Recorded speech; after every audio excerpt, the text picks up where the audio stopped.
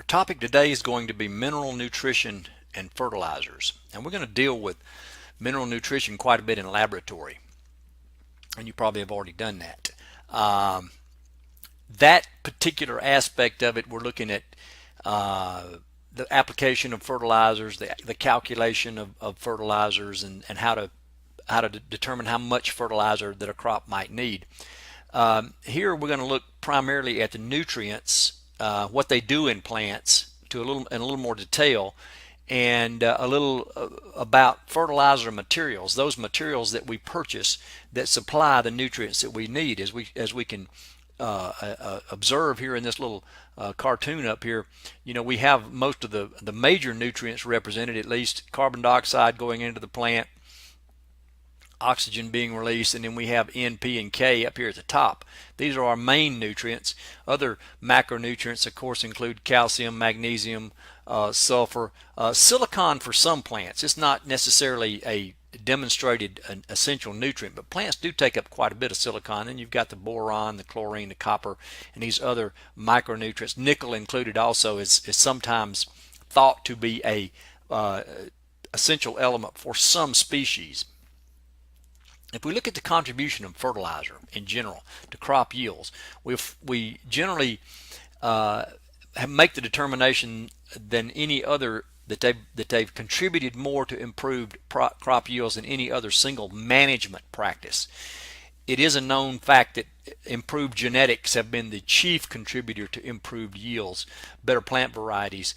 But when it comes to management, you can irrigate, you can do other things, but just adding fertilizer will do probably more for you, and you can control pests and do other things, but adding fertilizer will do more for you than any other single practice. So the study of fertilizers, mineral nutrition, is especially important in the study of crop production and crop science. The essential elements, we've talked about those some. If you take a plant and you dry it and you analyze the ash, you'll see that the ash will contain, or you'll be able to find at least 50 or 60 elements within that plant ash. So the question is, are all of these essential for plant growth? And the answer to that question is that probably not. Some of them are, some of them are not. But plants will take up whatever is in the soil solution pretty much indiscriminately. They don't seek out certain elements necessarily. They take up and utilize whatever's in the soil solution. So if there are other elements there, like aluminum, like sodium, and other things, they will take them up. In 1860, a German plant physiologist by the name of Julius Sachs, tried to grow plants in water and in different mineral salts and combinations of salts. He wasn't using soil. He was growing plants in water in different combinations of salts, and he tried to see what would promote the best plant growth. And what he found was that when he combined, if he made up a nutrient solution based on a combination of calcium nitrate, CaNO3,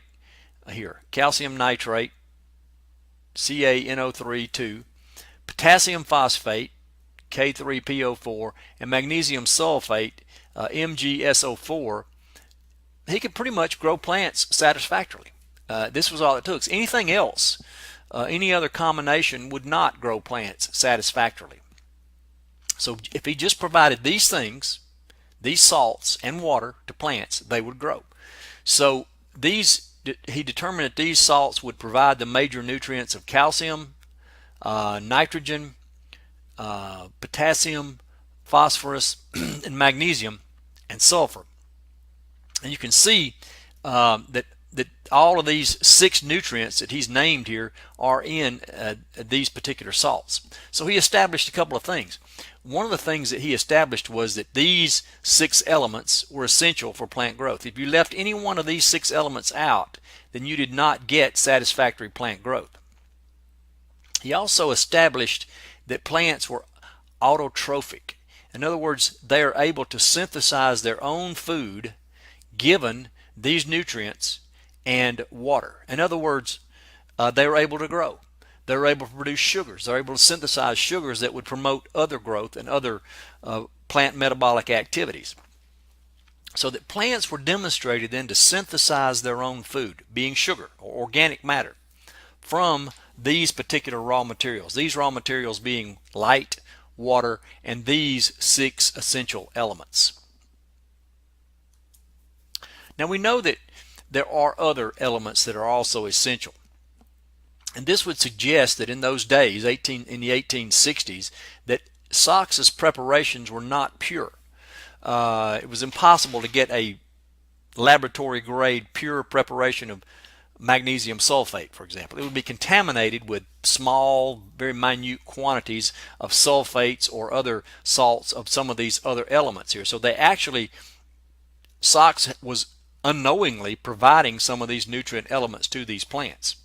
So the original 6 elements, of course, that he demonstrated: calcium, nitrogen, potassium, phosphorus, magnesium, and sulfur.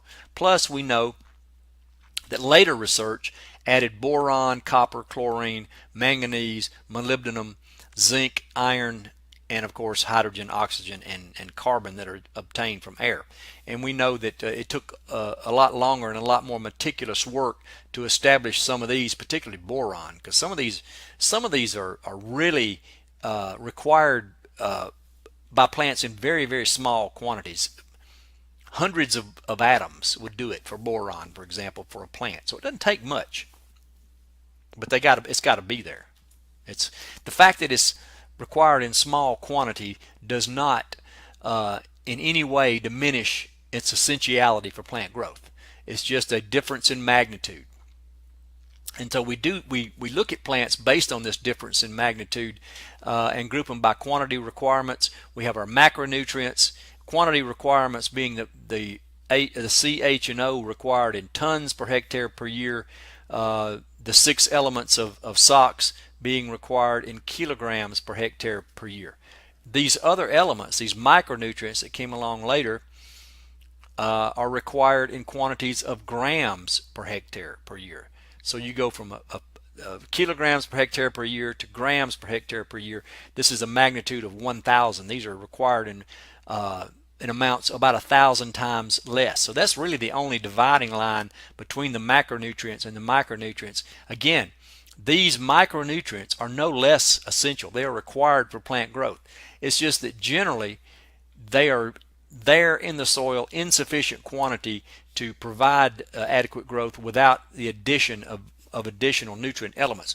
These others up here generally are going to, because they're required in kilograms per hectare per year, are going to be required, are going to be, soil is going to need to be amended with these nutrients for maximum crop yields, particularly this one, this one, this one, this one, and this one. We get a fair amount of this sulfur in rainfall. Acid rain, for example, what the acidity in rainfall can contribute a significant amount of sulfur to crop production systems.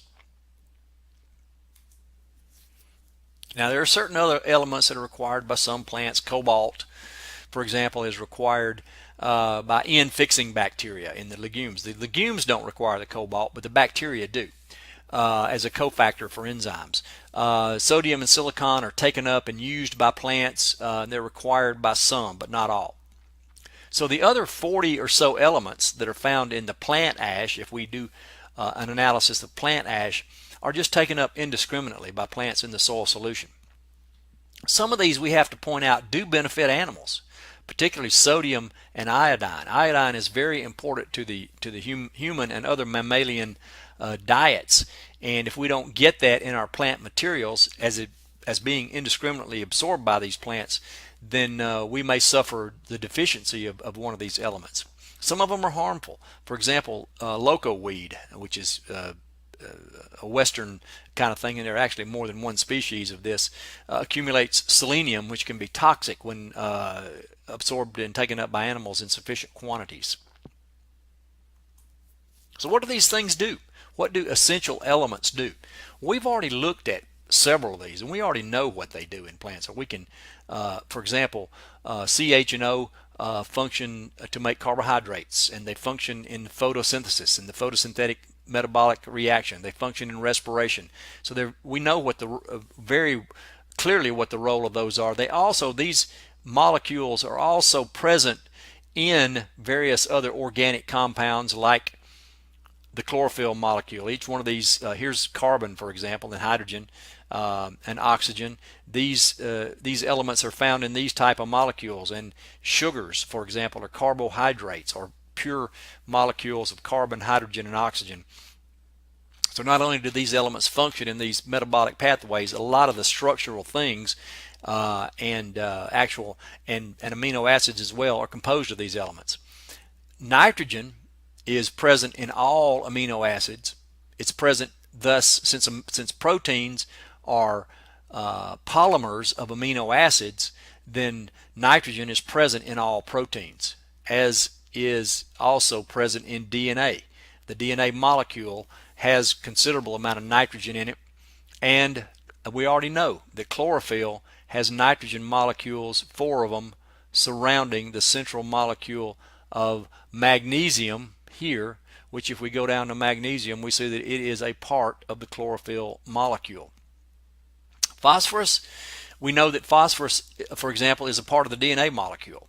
And we know that phosphorus, that phosphate group or that extra phosphate bond, is involved in ATP and energy transfer. When we convert ADP to ATP, we add energy to that compound, and when we take that phosphate away, that energy is released. So phosphorus is very important there. Potassium is one we haven't really mentioned so far as metabolic presence is concerned, and that's because potassium doesn't really enter into metabolic reactions. It is not considered to be an organic type of molecule. It's not found in amino acids. It's not found in proteins. It's not present in carbohydrates. So what does potassium do? Well, it basically, as an ion, is an electrolyte within the plant. It mostly functions in this form, the K+ form, and it helps to maintain electrolytic balance. In other words, when water is moving around within a plant, for example, moving into a stomate to make that stomate, those guard cells, swell up and to cause that stomate to open. This is potassium is largely involved in that because of its electrolytic presence and its electrolytic balance. In humans, we're encouraged to, particularly when we're working out and doing such things, we're encouraged to maintain our electrolytes. And it's the same as in plants. So potassium functions this way. It doesn't enter into reactions directly, but it has to be in the solute, it has to be in the water to help maintain this electrolytic balance. And without adequate supplies of potassium, it interferes with the opening and closing of the stomates and the function of the stomates. And thus, that gets transferred to its importance in photosynthesis and other metabolic processes. Calcium is basically serves as the glue that holds plant cells together, or that is a very structural component of plant cells.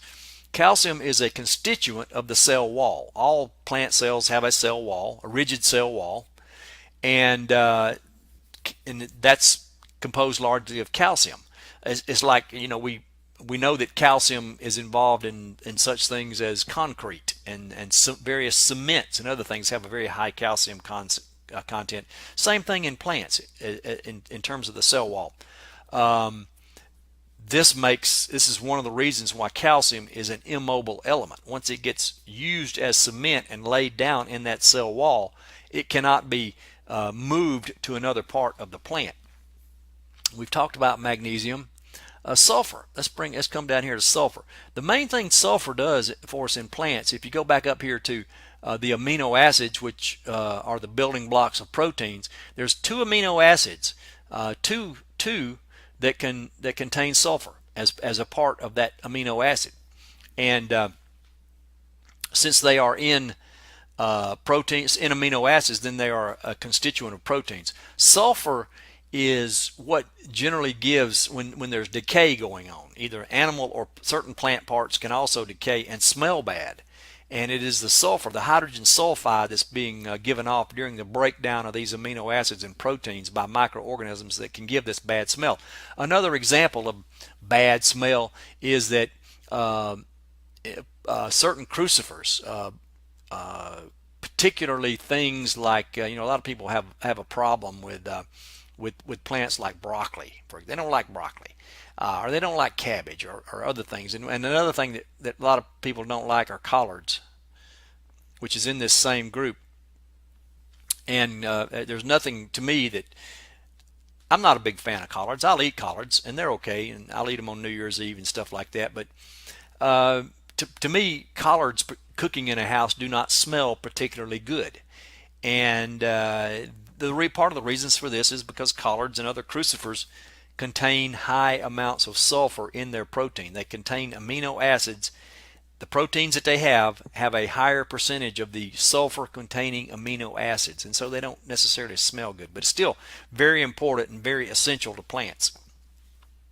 The other essential elements, copper, iron, zinc, manganese, and others, basically work as cofactors for enzymes. Remember, enzymes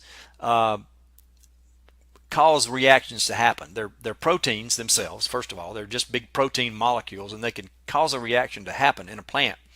And they do so in conjunction with these metal cofactors. And again, because enzymes are generally need to be present in plants in very small quantities, then the cofactors would also need to be present in plants in very small quantities. So let's look at nitrogen, and we want to look at nitrogen in terms of where it comes from, how we supply nitrogen to the plant on a commercial scale. Now, there's lots of different ways we can supply nitrogen to plants. First of all, we list them in order of their N content, and we calculate that based on the molecular weight of the molecules involved. Here, nitrogen, anhydrous ammonia is the gas. Ammonia is all it is ammonia gas, NH3. The nitrogen has a molecular weight, I believe, of 15.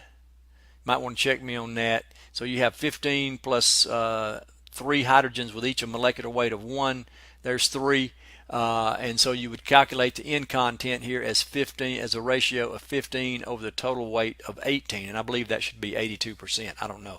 I'd have to check that. Let me look at my calculator here right quick and do that to make that calculation just to be on the safe side. I would not want to lead you astray here. So let's say 15 divided by 18 equals 83. So yeah, it's going to be right about those calculations are just about right here.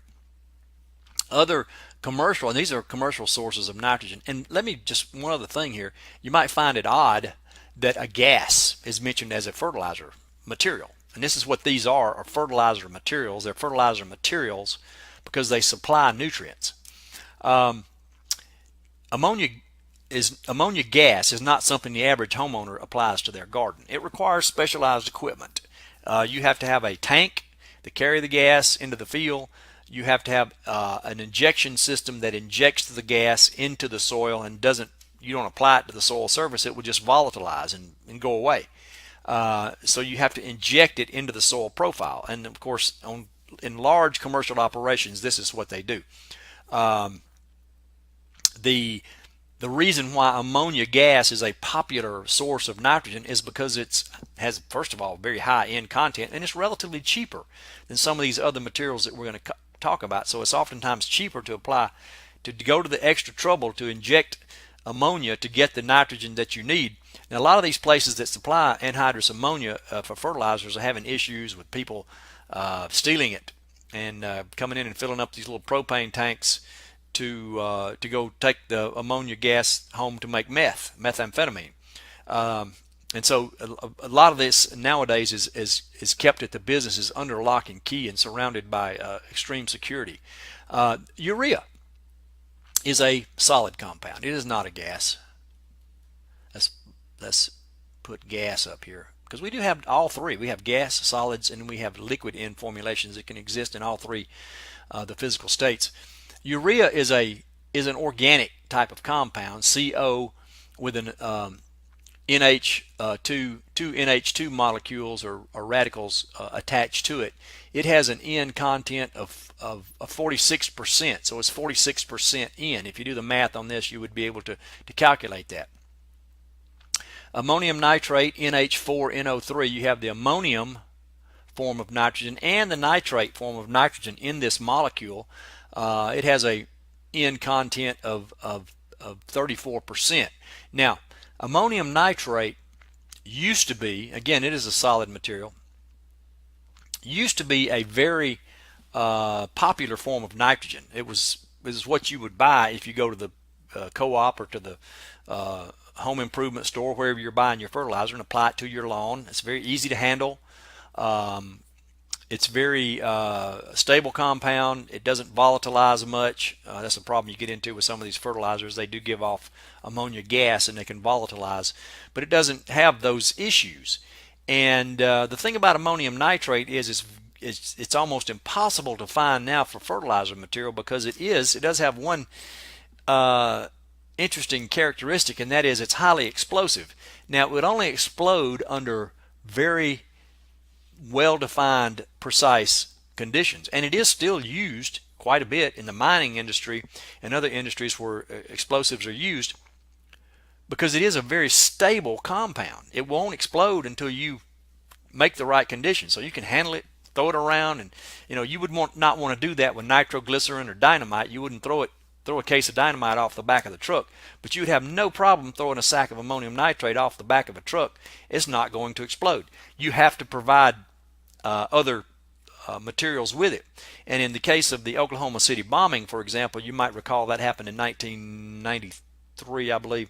I don't know the year of that, but they blew up a building with a truckload of ammonium nitrate. Now, what they had done was combine that nitrate with diesel fuel, and if you do that, you do have a very powerful explosive. So it became too easy to make homemade bombs using ammonium nitrate, so they basically took it off the marketplace. There was also an instance down in Texas right around the end of World War II or right after World War II, and I don't recall the name of the town. You can Google this and see. Just look up ammonium nitrate explosion in Texas, and basically a shipload of ammonium nitrate exploded and basically destroyed the town and everybody in it. It killed a bunch of people, killed a lot of people, and they actually found the anchor for the ship miles away. It was a tremendous explosion, and somehow or other a fire got on board the ship. And it is possible under the right conditions, very, very unusual conditions, for this to be sold. So it is 34% N. Ammonium sulfate is something that we commonly find now. Actually, most nitrogen fertilizers are going to be composed of this one that you buy commercially for gardeners and homeowners and farmers, and a mixture generally of these two. Ammonium sulfate, NH42SO4. This will also supply some sulfur. That's one of the advantages to this material. It is 21% nitrogen. Sodium nitrate is less commonly used today. It used to be a very widely used form of nitrogen, because it's a mined material. It comes from Chile in South America, and there are areas there where seabirds have been dumping their manure for years and years and years in a very arid climate where it hardly ever rains at all, and the accumulation of this has resulted in natural deposits of this sodium nitrate. And it is a very good form of nitrogen. It doesn't have a whole lot of nitrogen because it's only 16%. Calcium nitrate is a similar type of molecule, calcium having a different charge. It has a +2 charge as opposed to sodium with a +1, so it's going to need two nitrate molecules. But because calcium is twice as big as sodium, you get about the same amount of nitrogen from calcium nitrate as you do sodium nitrate. Calcium nitrate, the advantage of it, of course, is it also supplies calcium. And there are liquid N formulations that are generally going to be different combinations, again, of one of these three up here: urea, ammonium sulfate, or ammonium nitrate. These are very soluble materials, and they can be dissolved in water, making them very easy to handle and very easy to apply. These will range in N content from 28 to 32% N. And all of these, most of these, with the exception of this one, are manufactured materials. They're not mined. This one is mined. The rest of these are manufactured in a laboratory or in a facility. I hesitate to call it a laboratory, but most of it is based on the synthesis of the ammonia molecule, being able to synthesize an ammonia molecule NH3, and that's is then converted to ammonium and used to combine with these other elements to make it a solid, easily handleable material. So this is where we get most of our nitrogen. Phosphorus comes in various forms. Now this is the phosphates are generally going to be mined materials of one form or another. There are phosphate mines located in various places, and we do measure phosphate content as the equivalent of P2O5. Phosphate, we measure phosphorus content as the equivalent when we're doing an analysis. Remember, we talked about the analysis of fertilizers in laboratory, the three numbers.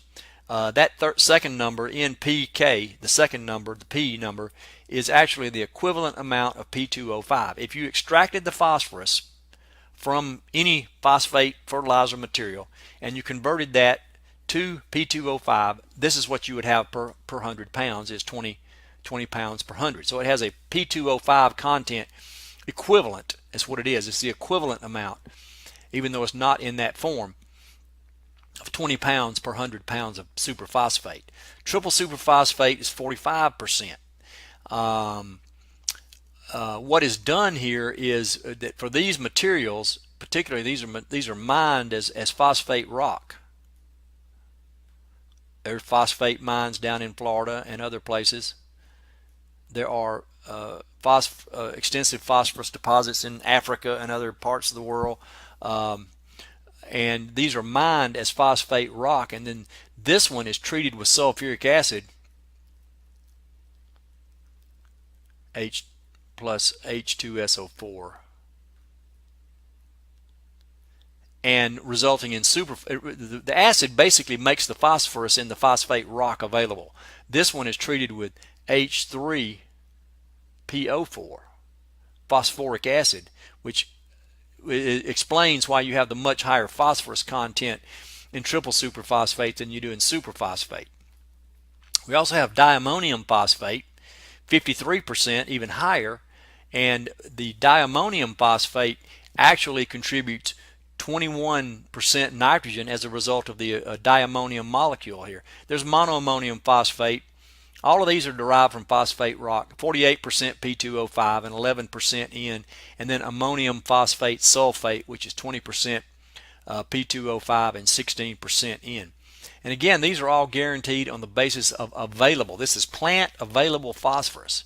It can be readily absorbed and utilized by the plant. And these are generally, because they are mined materials, are not pure, certainly laboratory grade, not pure chemicals. But you can find any of these available, and you can find these in a complete fertilizer that has all three elements as a component of that mixture.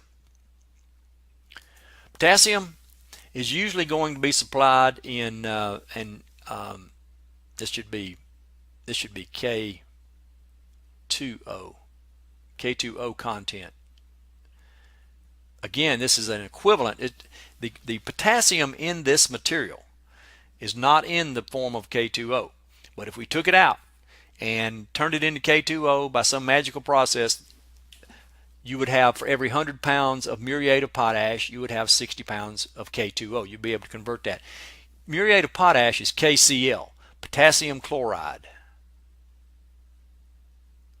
And again, this is a mined material, and so is generally not pure. There are potassium mines located in Canada and other parts of the world. These are very valuable commodities, by the way, because they're used so extensively. But it has a K2O content of 60 pounds per 100 pounds, or 60%. And then there's also potassium sulfate that you can also get that is 51%. Potassium sulfate exists because some plants are sensitive to chlorine, too much chlorine. Usually chlorine doesn't bother plants. It is in fact an essential element, but you can get excessive amounts, and some plants can suffer from toxicity of chlorine, particularly tobacco. You do not fertilize tobacco if you're growing tobacco with potassium chloride. If you need to put potassium down, you use potassium sulfate. The chloride in there affects the burning quality of the leaf in some negative way. So with complete fertilizers, we have fertilizers that contain all three elements. And again, these are usually going to be referred to by the numbers. 888, for example, would be 8% N, 8% P2O5, and 8% K2O. 13 is 13% N, 13% P2O5, and 13% K2O. This is a very common home fertilizer material. You can buy this stuff almost anywhere. These 888 is fairly common too. These others are less common, but they can be purchased and you can get just anything you want if you work directly with a fertilizer dealer. If you go down here to Piedmont Fertilizer Company in Opelika, they can mix you up whatever you want or sell you any individual component to whatever you need. But these numbers represent the relative percentages of each of these nutrient materials. And so a 50-pound bag, for example, of 21,320, 50 pounds would have 10.5 pounds of nitrogen, 1.5 pounds of phosphorus, or P2O5, and in this case, this is not really accurate over here, and 20 pounds of K2O, or the K2O equivalent. If we took this bag of fertilizer material here and converted the phosphorus, whatever form it's in, into P2O5, we would have 3 pounds, or a pound and a half of P2O5, and we would have 10 pounds of K2O. How do you determine how much you need? You look at a soil test. You do a soil test. Whatever that soil test indicates, that will tell you exactly how much you need to be putting down.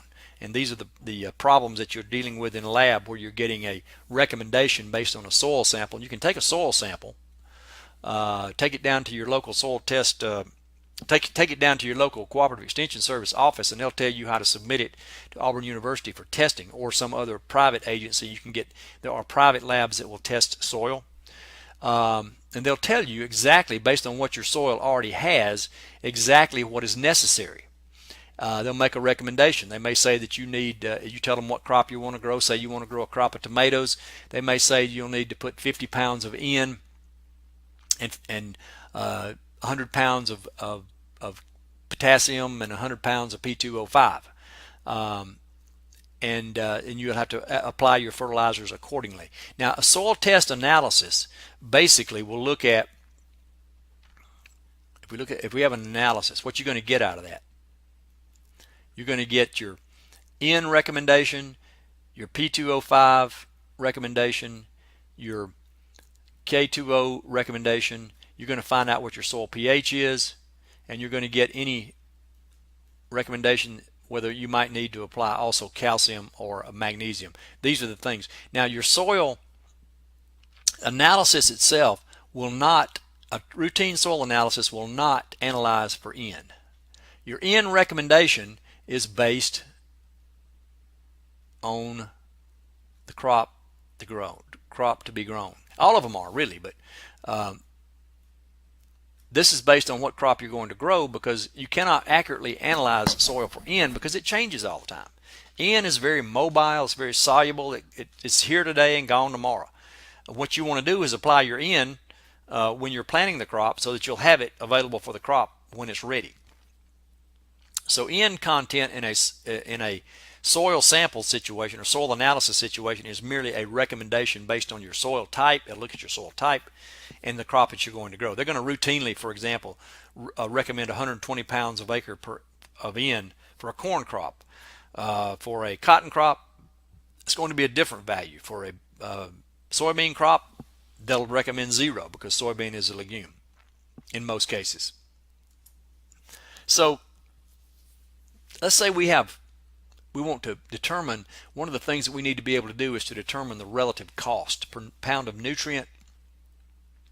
Because, you know, if you're in the business to make money, in the business of farming to make money, you need to be able to get your nutrient materials in as cheap a form on a per pound basis as possible.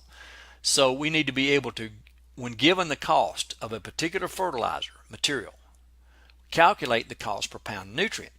It's not very difficult to do that, really. Let's say Kmart has different fertilizers for sale.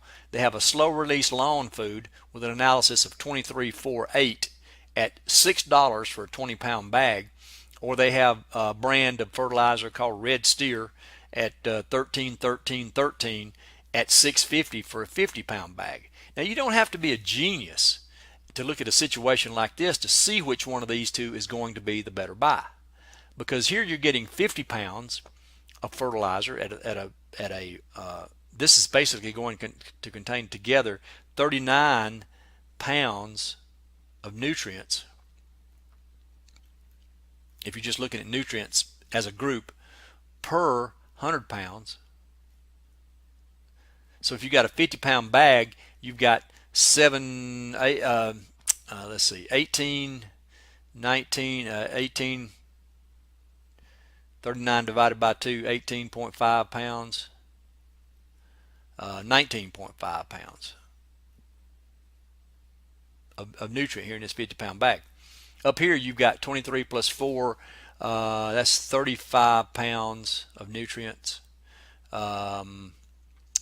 35 pounds, but you only have a 20-pound bag. This is 35 pounds per 100. This is 20 pounds. You only have a fifth of that, so you'd have 7 pounds in the 20-pound bag. So you get and they're almost the same price. So you get 19 pounds of nutrients in one case, 7 pounds of nutrients in the other case. Now there are some advantages to using a slow release lawn food. Slow release meaning that it's not going to be available immediately. In most cropping situations, you want your nutrients to be available immediately. But on lawns and other turf applications, you want to have a slow release effect, particularly of the N. That maintains this. That's why this one is in such a higher number. That will maintain your nitrogen availability over a period of time, so you don't have to keep going back out there and adding nitrogen as it's being taken up by the plant. This will keep things green for a longer period of time. So there is some advantage to in a situation like this, and the formulation is probably costing you a little more money. Beyond that, the plant does not care what form the nitrogen is in as long as it's available.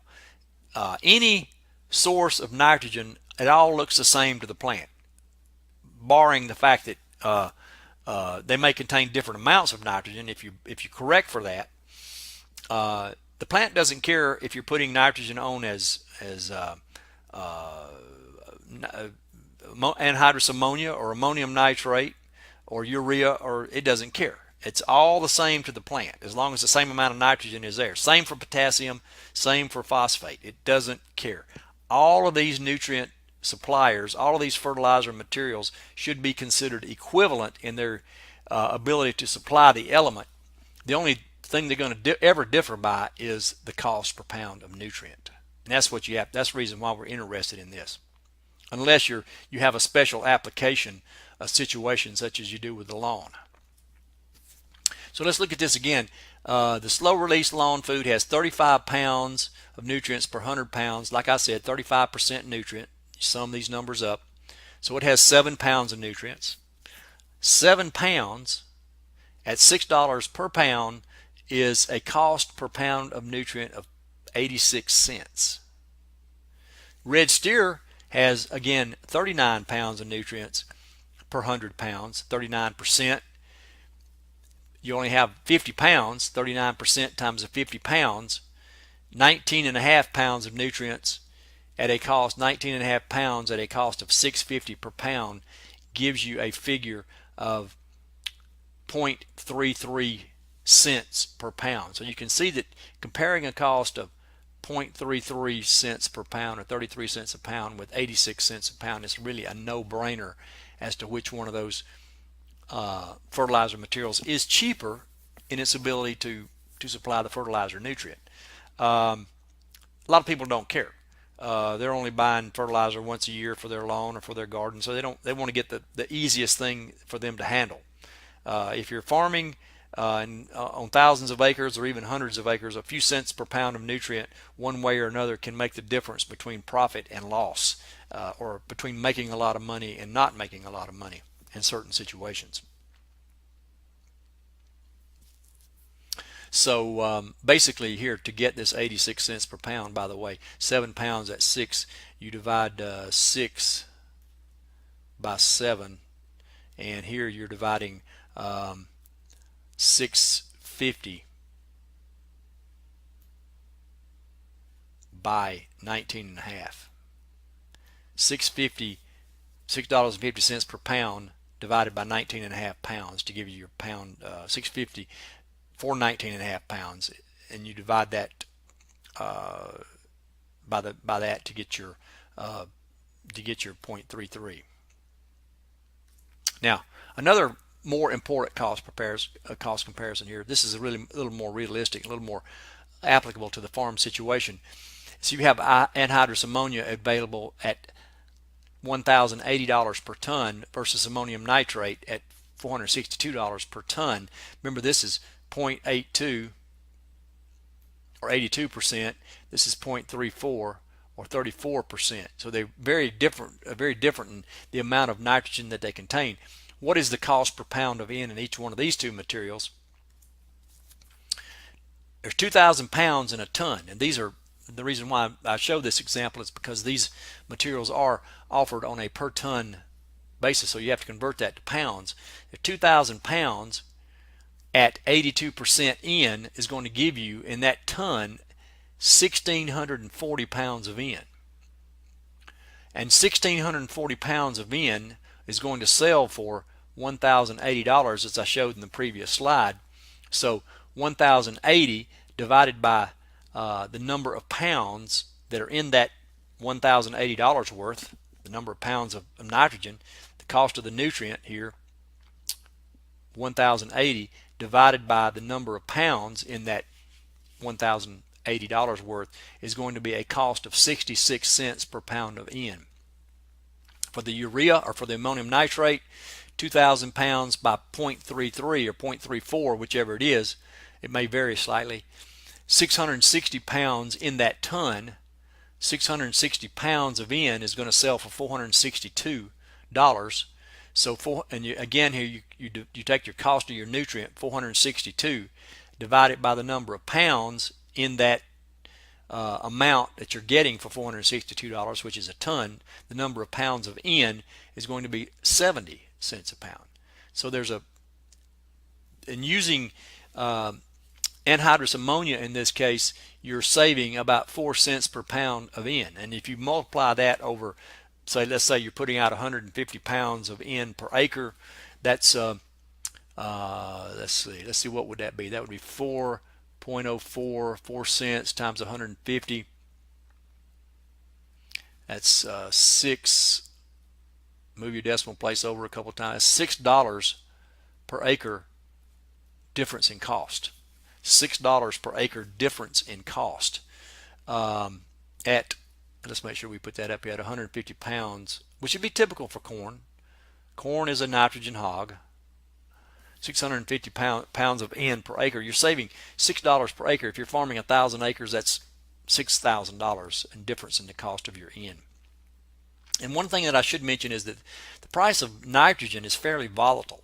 It goes up and down with the cost of energy because it takes energy to make nitrogen. It is made using one of the raw materials that's used quite frequently in nitrogen manufacture, or the manufacture of ammonia, is natural gas. It's one of the raw materials.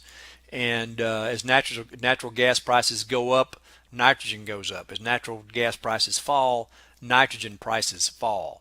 So it's important to recognize that and lately we've been doing very well with energy costs. The cost of natural gas and gasoline and other petroleum products has gone down, and that makes it a little more favorable to farmers to be able to purchase nitrogen, which can be a very significant input cost, particularly in a crop like corn, which can take 150 pounds of nitrogen per acre, and at a cost of $70 per pound. You can see that's quite expensive input. So this is the end of the fertilizer and nutrient part of the lecture. We'll move on to a different topic next time.